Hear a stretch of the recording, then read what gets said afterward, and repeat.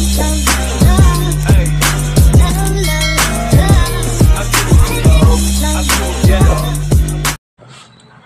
morning guys! So ngayong araw na to guys, meron nga akong dalawang taling okra.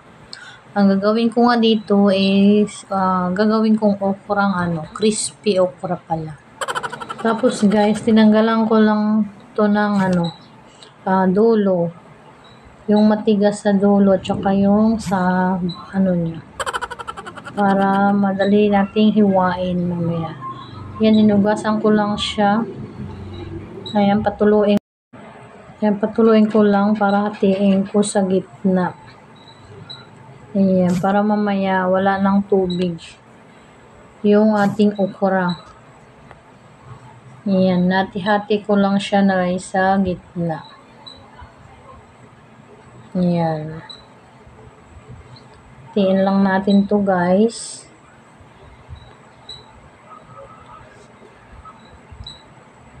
Ayan.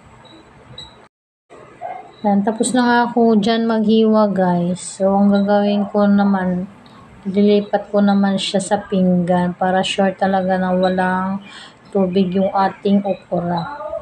Ayan. Tapos, naghanda na ako guys ng harina. Ayan, may harina. Lagyan natin ng yeast, pamintang pino, tsaka magic sarap, pampalasa. Ayan guys. So, yan na lahat guys. Tapos, lagyan natin ng konting tubig lang.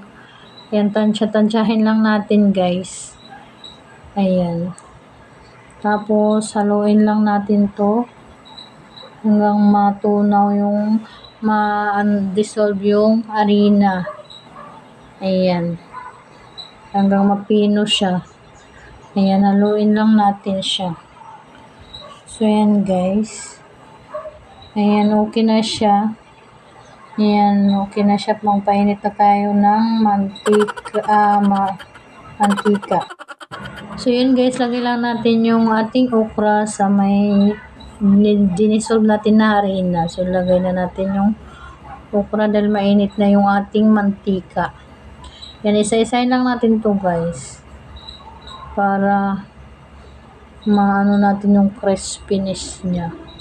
Oh, masarap to guys. Napakasarap. Kaya na nga natin yung ating first batch na crispy okra. Crispy okra. Ayan. So, yan guys. Prepare na natin yung ating second batch na ilalagay sa kawali. Kasi marami-rami kasi to guys. 2 tali siya.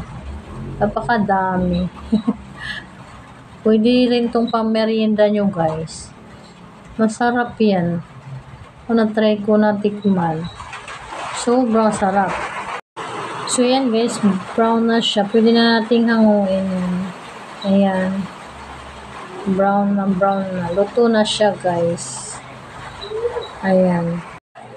Ayan, hanguin na natin para ilalagay naman natin yung ating second batch na gagawin natin crispy okra.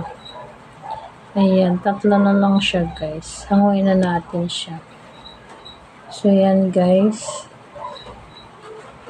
Ayan, next na natin yung ating second batch. So, ayan, prenito ko na to guys. Ayan, para maging crispy.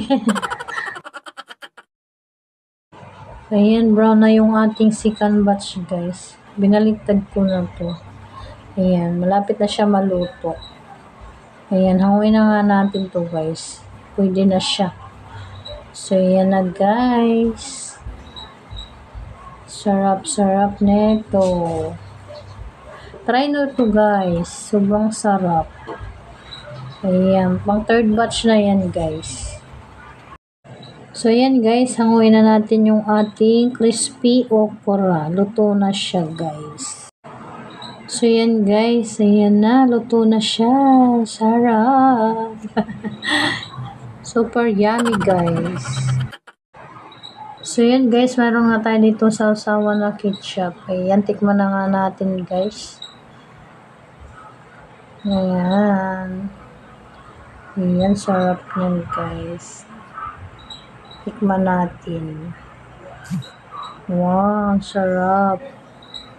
Super sarap talaga, guys. Ay, yummy. Okay na okay talaga to. Try nyo to, guys. Para mapakain nyo yung mga anak nyo ng gulay. Ayan, ganito gawin nyo, guys. Crispy nyo lang siya. Super sarap talaga siya. Ayan. Ayan, pinatikim ko nga, guys, sa aking husband. Ayan, try nga niya kung masarap talaga. Crispiness daw. Ayan, guys, naparami nga yung kain niya, guys. Dahil masarap nga daw yung okra. Pwedeng-pwede sa mga bata talaga. So, yan, guys. Sarap na sarap yung ano ko dyan. Asawa. Hadjusawa. So, yan, guys. Hanggang dito na lang, guys. See you next video, guys. Thank you so much sa support. Bye-bye.